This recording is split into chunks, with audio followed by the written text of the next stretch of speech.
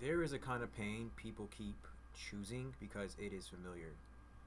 It is not easier, it is not better, it is not harmless, it is only known. And what is known can start to feel safe, even when it is destroying the structure of your life. That is one of the great traps of human behavior. People do not always stay where life is good, they stay where life is predictable. They return to the same thoughts, the same people, the same distractions, the same emotional loops, and the same private failures because those things have become familiar territory. The mind would rather suffer in a world it recognizes than be challenged by a world it has not yet learned how to command. This is why change feels painful, not because the old life was peaceful, obviously, but because the new life is unfamiliar. Old pain has a rhythm. You know when it arrives. You know what it feels like. You know the excuses that come with it. You know the distractions that follow it. You know the version of yourself that appears inside it. You have it planned out so deeply you do not even have to think about it anymore. It is like typing without looking. Same rhythm, same motion, same old loop. But unfamiliar pain asks something different from you. It asks you to become responsible before you feel ready. It asks you to follow a structure when your emotions want escape. It asks you to wake up, go outside, drink water, write, train, build, study, and return to the same foundational rituals before the reward becomes visible. That kind of pain does not flatter you, it reforms you, and most people avoid it.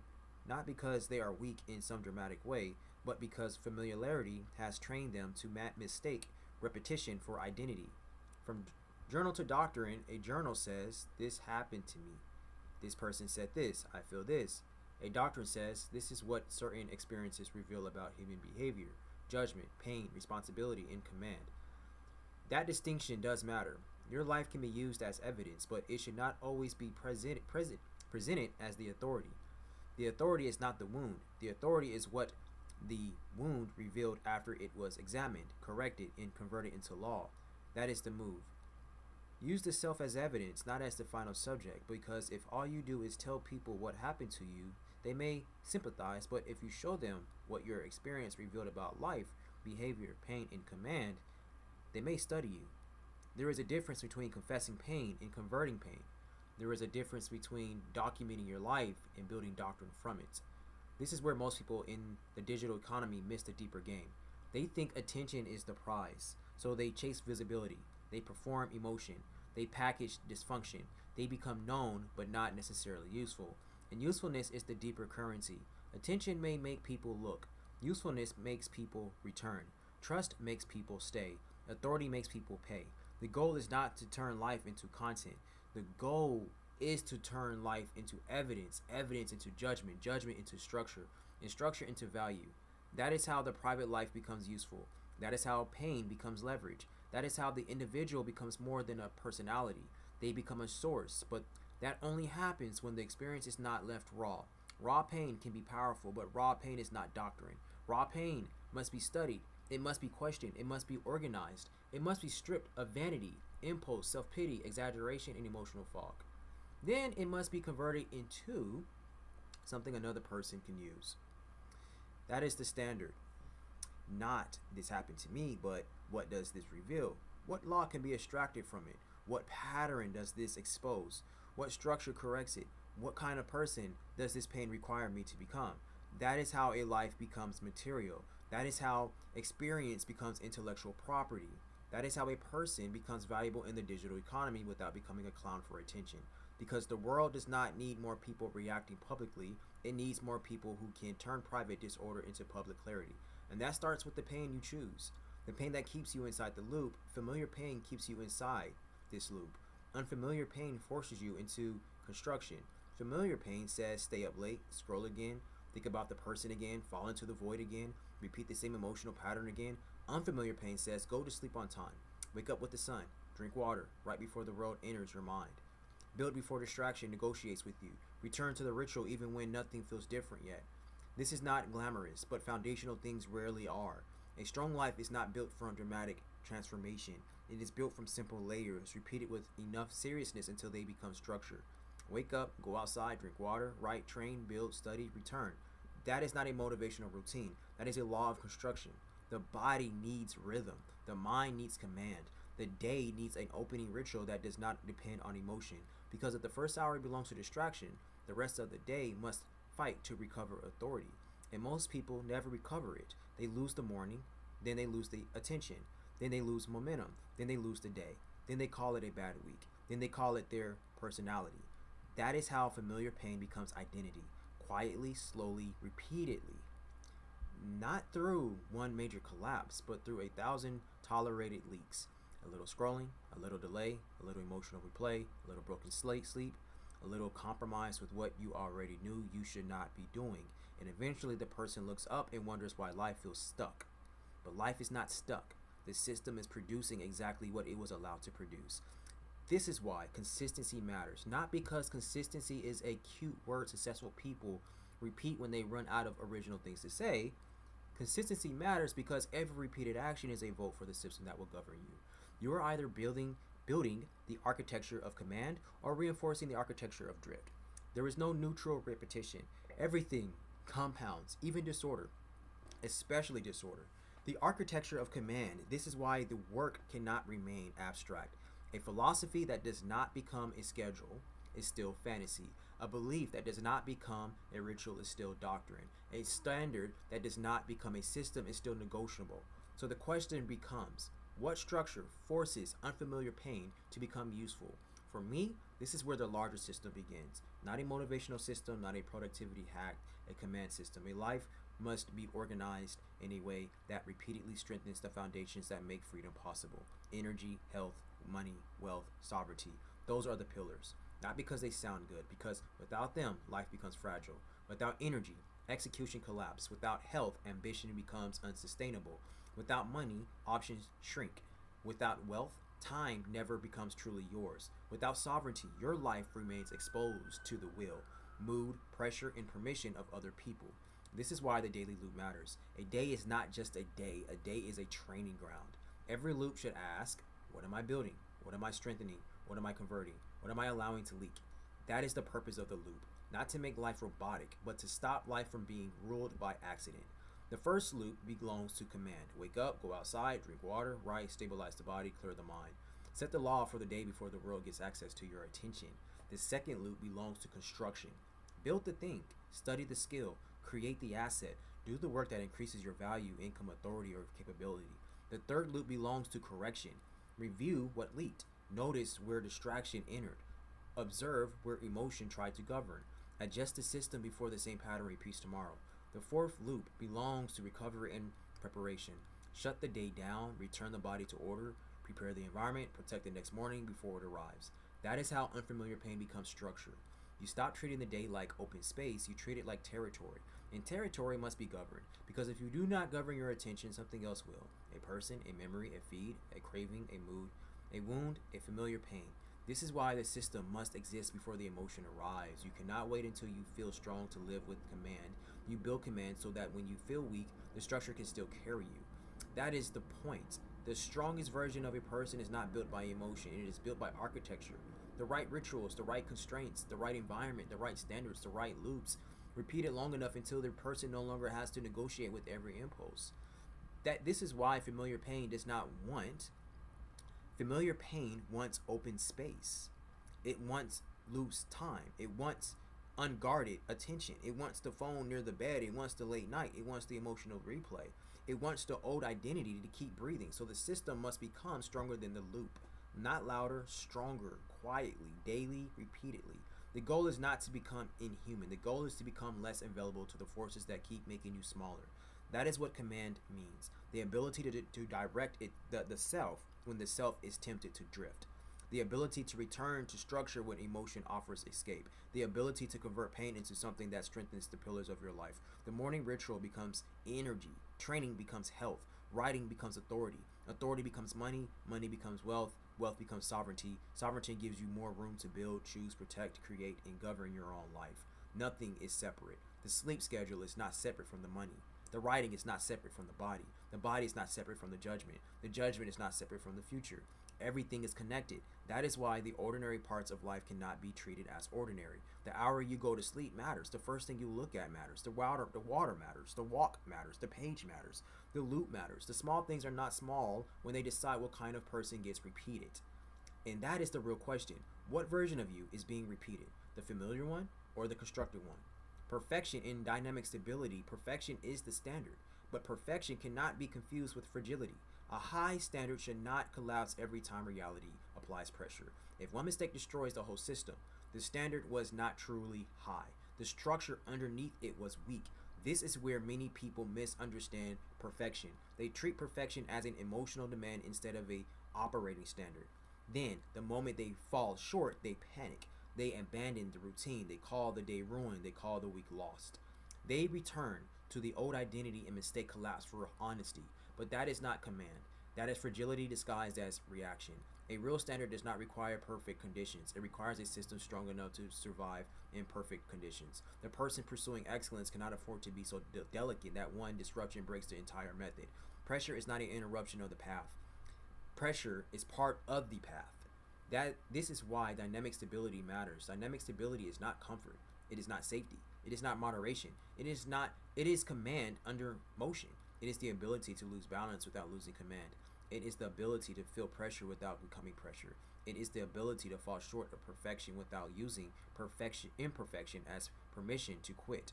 A weak system only knows how to stop. Something goes wrong and it cuts power. The day gets difficult and the standard disappears. Emotion rises and the method collapses. The person misses one move, then surrenders the whole board. But a stronger system does not panic every time something changes. It adjusts, it slows down, it reroutes, it corrects, it returns. It keeps moving without surrendering direction. That is the difference between a life that reacts and a life that is governed. Perfection remains the standard because the standard must stay high. Without that standard, the mind begins negotiating with mediocrity. It lowers the demand, it protects the ego, it calls weakness balance, it calls drift peace. It calls compromise maturity. But dynamic stability is what keeps the standard alive inside reality, because reality will not give you perfect conditions. There will be fatigue. There will be distraction. There will be emotional pressure. There will be failure. There will be days where the system is tested before the mind feels ready. The question is not whether you can avoid every hit. You cannot. The question is whether your system can absorb the hit, correct in motion, and continue toward the standard. That is the deep measure, not whether you never fall short, but whether falling short becomes the excuse to collapse or the signal to correct. A life built on familiar pain collapses when pressure arrives because it has no higher response than reaction. It returns to the same loop, the same excuse, the same emotional rhythm, the same private failure. It mistakes the old pattern for identity. A life built on command responds differently. It does not worship the mistake. It does not dramatize the disruption. It does not surrender the direction. It corrects. It returns. It continues. That is dynamic stability. Perfection is the standard. Dynamic stability is how the standard survives contract with reality. Pressure measures structure. Increase your pain threshold. The inevitability does not destroy the person who has trained for pressure. Pressure only reveals what has been built. You either fold or you uphold. That is the measurement. Not what you say you want, not what you believe you are, not what you plan to become, but what you can carry when the weight arrives. Greatness is not pulled out of comfort, it is pressured out of you. Repetition presses it. Pressure presses it. Loss presses it. Responsibility presses it. The unfamiliar pain presses it. And the person who becomes devoted to that pressure begins to evolve differently. Because pressure is not just something to survive. Pressure is the instrument. It reveals the weakness. It exposes the leak. It tests the structure. Then it gives you the opportunity to rebuild stronger. That is the threshold. You either fold beneath the weight or uphold the standard long enough to become someone heavier than the pressure. This is why pleasure can become dangerous when it becomes the highest aim. I was watching an interview with Lee Child, and what disturbed me was not that he chose a different life than I would choose. People are free to live how they want to live. What disturbed me was the philosophy underneath it. The idea that becomes virtue, health, restraint, discipline, and longevity were associated with repression or boredom. The opposite path became pleasure, recklessness, smoking, and disregard for consequence. So that is interesting because many people do not reject virtue after examining it. They reject the version of virtue they were introduced to. If structure was presented as repression, they mistake disorder for freedom. If health was presented as fear, they mistake recklessness for courage. If responsibility was presented as boredom, they mistake pleasure for life. But the failure of someone else's version of virtue does not make virtue false. It means the form was poor. A worthy life does not have to be dull. A structured life does not have to be lifeless. A disciplined life does not have to be sterile. The highest form of command is not the rejection of pleasure, it is the ordering of pleasure beneath purpose. Because pleasure without hierarchy eventually becomes command. I say all that because during the interview, Lee Childs, he's a writer, and I was watching his YouTube channel. It's called How I Write, and he was just talking about how he disregards anything that's virtuous because of how he was raised and how his family was. They were just so strict and so disciplined on just being healthy, health freaks, and living a long life. And he just said that he thought at a very young age, I think at the age of 8, that I'm just not going to do this. And I say all that to say that if you're not going to live a virtuous life, then what other life are you really living? Seeking pleasure, it may fool you that you are living the right way, but eventually, when life costs you, you have nobody else to blame but yourself. And whatever commands you owns you. That is the deeper issue. Not cigarettes, not food, not sex, not entertainment, not scrolling, not comfort. The issue is command. Who rules? The appetite or the self? The loop or the law? The familiar pain or the unfamiliar construction? This is the chronic underneath everything. This is the point I'm making. The burden of a strong will. My grandmother told me something that stayed with me. She said, I am not argumentative. I am a debater. I am strong-willed. Then she said something even more important. I may be debating with the wrong person, and that is when it becomes an argument. That is a distinction worth studying, because some people are not arguing because they love conflict. Some people are arguing because they are trying to examine what is true, which is me. They are testing the statement, testing the logic, testing the contradiction, testing the principle underneath what was said. But when that kind of mind meets a person who does not want examination, the exchange changes. What one person sees as debate, the other person experiences as attack. What one person sees as correction, the other person experiences as disrespect. What one person sees as clarity, the other person experiences as pressure. That is where misunderstanding begins, and this is one of the difficult parts of being strong-willed. A strong will can be a gift. It can keep you from being easily led. It can keep you from surrendering your judgment to the loudest person in the room. It can protect you from emotional manipulation, group pressure, lazy thinking, and false authority. But if it is not governed, it can also become a weapon. Not because the will is bad, but because anything powerful without command can become destructive. A strong will needs a stronger governor. That is maturity, not becoming weak, not becoming agreeable for the comfort of other people, not pretending to accept what you know is false, just to keep the room peaceful. But learning when to press, when to pause, when to ask, when to leave, and when the person in front of you is not the right person to debate with. That is discernment, because truth does matter, but so does placement. A good argument in the wrong room becomes noise. A sharp mind with the wrong person becomes too much. A strong will without timing becomes unnecessary war. And this is where unfamiliar pain appears again. The familiar pain is needing to respond, needing to prove the point, needing to correct the statement immediately, needing to make the other person understand. The unfamiliar pain is restraint. The unfamiliar pain is choosing silence without surrendering judgment. The unfamiliar pain is knowing you are not wrong, but also knowing this is not the place to spend your force. That is a different kind of strength, because command is not just the ability to speak. Command is also the ability to withhold speech when speech would waste power. Not losing the strong will, refining it, not killing the debating mind, directing it, not becoming passive, becoming precise. Because if people do not understand you, that does not automatically mean you are wrong. But it also does not automatically mean you explained yourself well.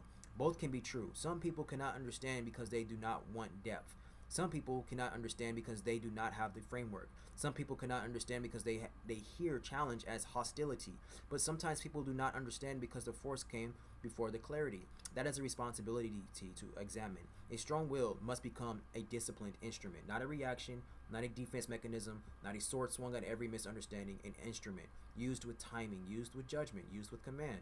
Because the goal is not to win arguments. The goal is to build a life so well ordered that your judgment becomes useful, trusted, and difficult to dismiss. That is the higher standard. Not argument, not performance, not emotional victory, command.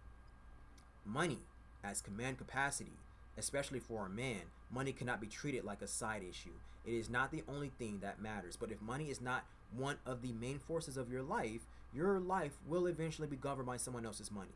That is the part people do not like to say clearly. Money is not supposed to make you happy. That is not its highest function. Money is supposed to reduce the number of excuses between intention and execution. It gives you room, it gives you options, it gives you speed. It gives you protection. It gives you the ability to move without asking permission from every circumstance standing in front of you. That is the point. Money is not the soul. Money is not the virtue. Money is not the wisdom. Money is not the mission. But money is one of the instruments that allows the mission to move. Without money, everything becomes heavier than it needs to be. Health becomes harder. Learning becomes harder. Building becomes harder. Rest becomes harder. Time becomes harder to own. Even generosity becomes harder. This is why I do not understand treating money as if it is beneath serious thought. Money is not dirty. Money is not evil. Money is not shallow. Money is a tool.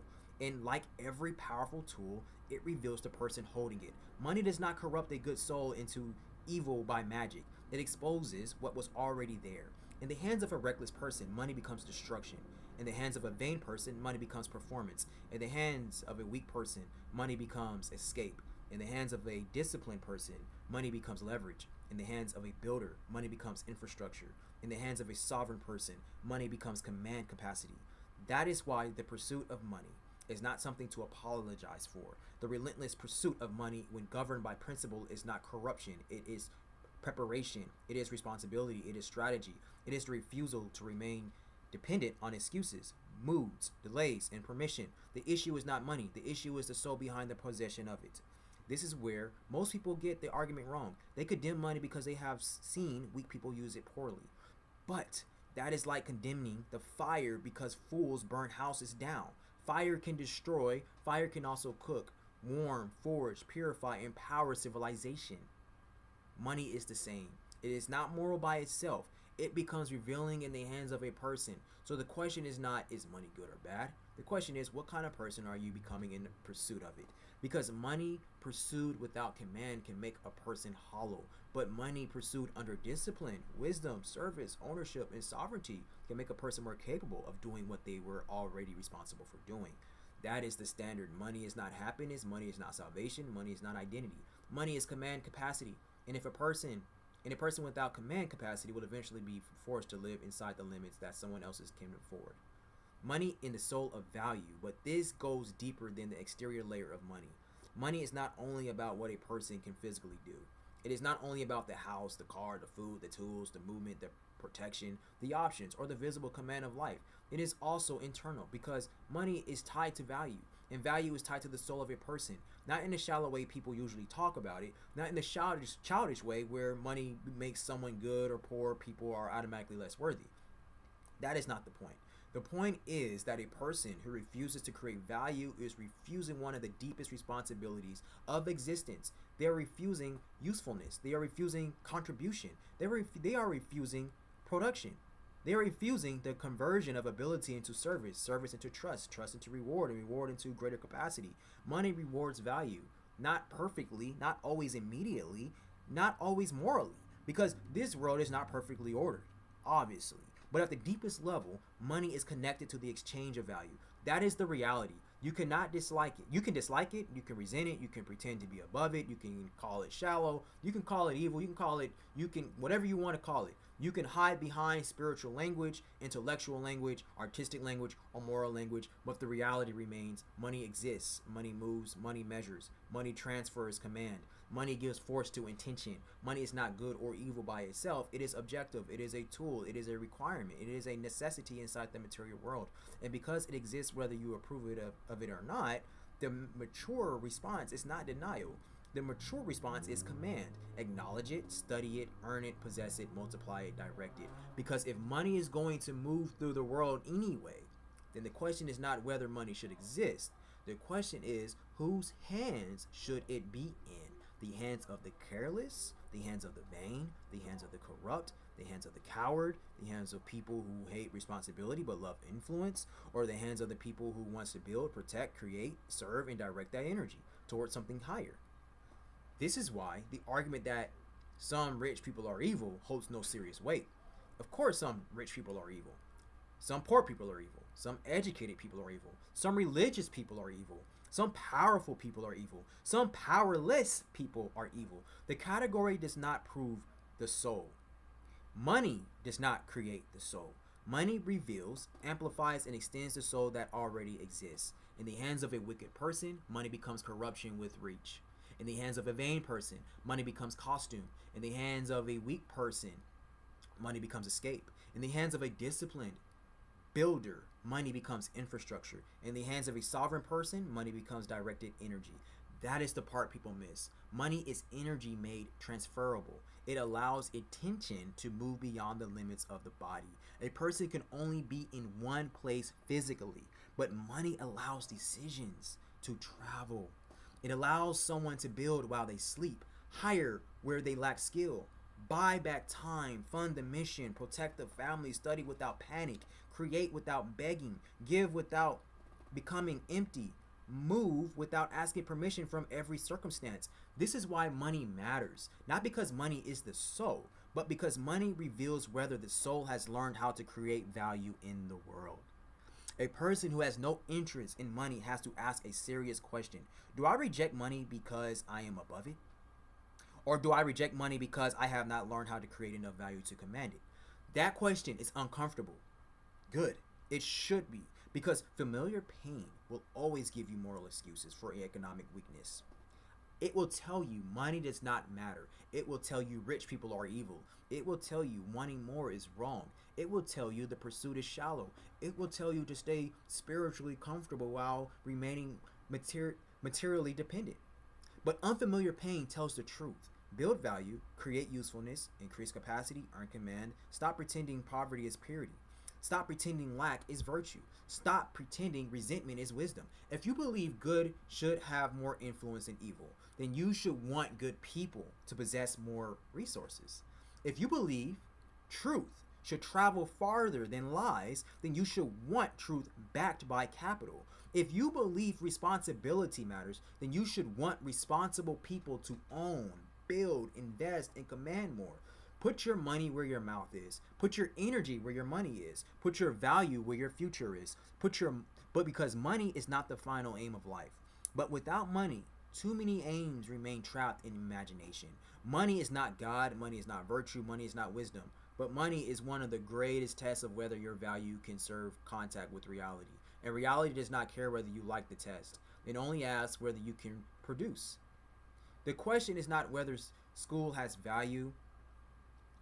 The question is whether school remains the highest return path to skill, authority, income, and independence in a world where information is abundant, publishing is free, markets are direct, and personal judgment is becoming more valuable than institutional permission. I am saying this as someone in the medical field, as someone studying the body, as someone pursuing the path of becoming a chiropractor. School can be useful, but school is no longer sovereign. That is the distinction. There are certain careers where school is still required: medicine, law, chiropractic, engineering. Certain technical fields where credentials, licensing, supervised training, and institutional standards still matter. But outside of those narrow lanes, the old idea of school as the primary doorway into value is collapsing. Not because learning is worthless. Learning is priceless. But school, as a default life strategy, must now be questioned. Compared to what? That is the question people do not ask enough. Compared to the cost, compared to the depth, compared to the time, compared to the speed of the internet, compared to the ability to use the world as your classroom, compared to the ability to use your pain as your prerequisite, compared to the ability to build publicly, learn in real time, document your progress, develop your taste, attract an audience, create products, and get paid directly by the market. When you compare school to that, the equation changes, because the new university is not a campus.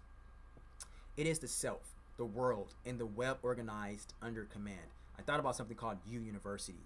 Your pain, this is where your pain becomes the prerequisite. Your experience becomes the material. The world becomes the classroom. The internet becomes the library. Writing becomes the transcript. Publishing becomes the examination. The market becomes the grade. That is U-University. This is not a cute phrase, but this is like an operating system. You begin by listening to your own life. This is self-education. That is where personal intelligence begins. Personal intelligence is the intelligence gained from direct contact contact with your own experience, your failures, your patterns, your wounds, your decisions, your reactions, your contradictions, your consequences, your corrections. Most people ignore this intelligence because they are too busy trying to sound educated. But the person building real authority starts by asking, what has my life already taught me that I have not yet organized? That is the first layer. Then comes synthetic knowledge. Synthetic knowledge is what happens when you combine your personal intelligence with books, lectures, courses, mentors, conversations, observation, practice, and the infinite information available on the web.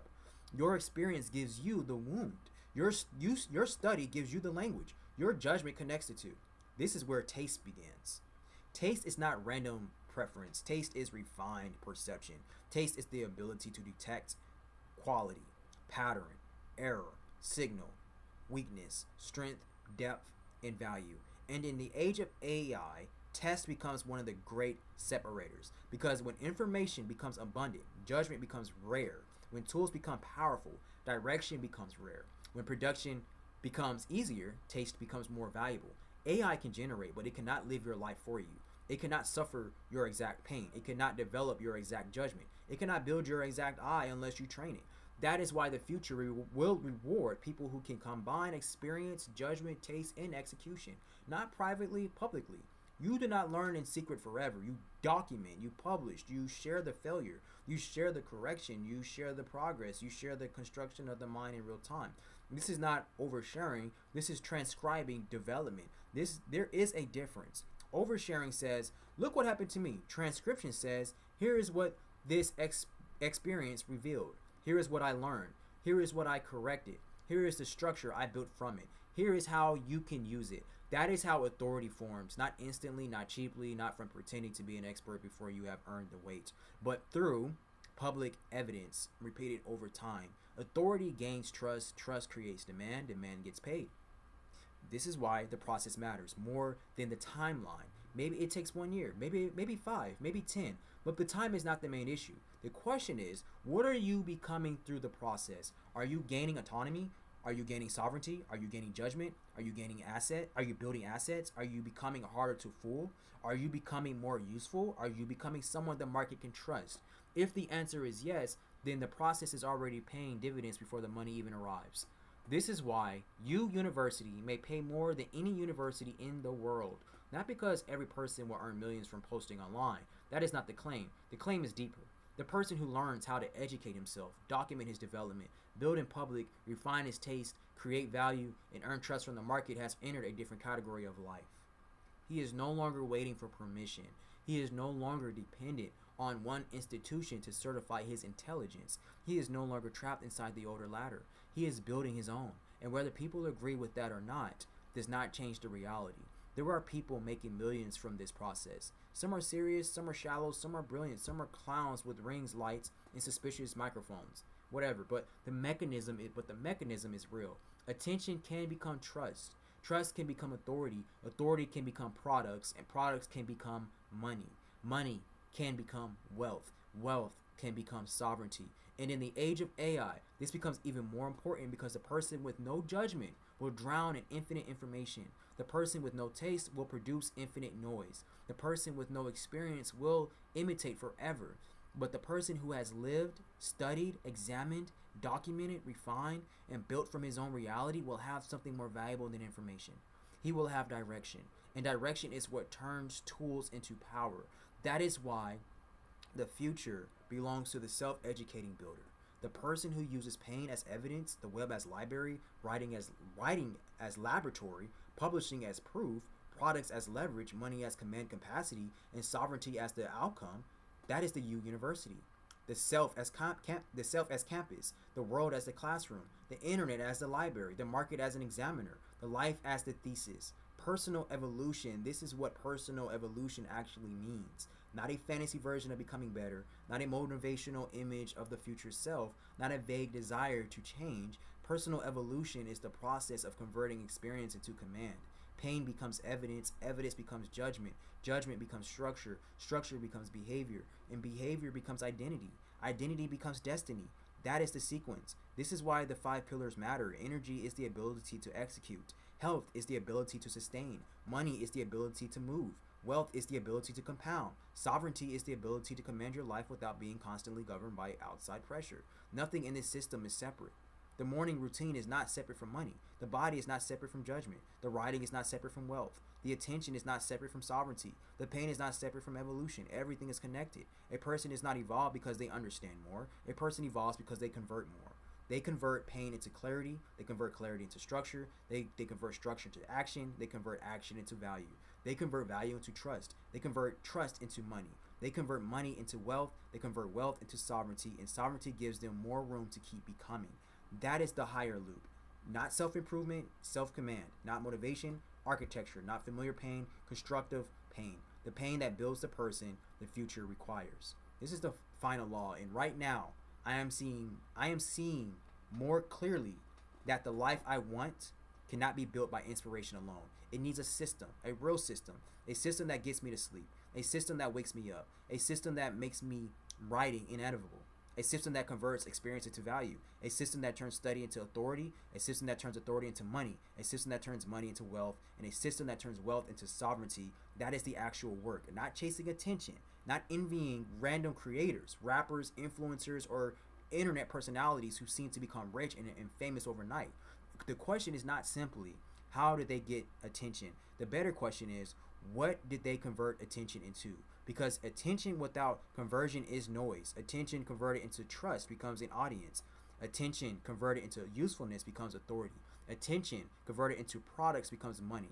Attention converted into ownership becomes wealth. Attention converted into independence becomes sovereignty. That is the digital economy at its highest level. Not just being seen, being sought after. And the way to become sought after is not by performing every feeling in public. It is by converting life into usable structure. That is the mandate. Use the pain, use the confusion, use the heartbreak, use the distraction, use the envy, use the late night, use the failure, use the thought that embarrassed you, use the moment that exposed you. Use all of it, but do not leave it as a wound. Convert it. Turn it into a law. Turn it into a system. Turn it into a letter. Turn it into a product. Turn it into a better life, because the pain will exist either way. The only question is whether it remains familiar or becomes useful. Do not keep choosing the path that knows your name. Choose the pain. Let me repeat that. Do not keep choosing the pain that knows your name. Choose the pain that builds the person your future requires. Thank you so much for watching. And like, comment, share, subscribe. And I'll see you all very soon. You have a great day. Bye.